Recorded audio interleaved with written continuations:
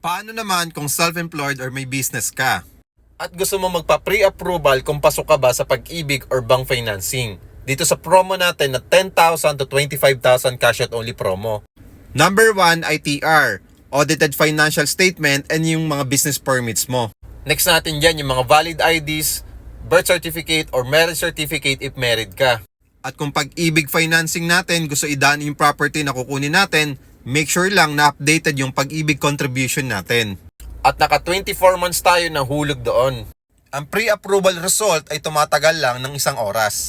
Ganun lang kabilis para ma-make sure natin na ma-approve tayo sa kukunin natin property bago tayo kumuha.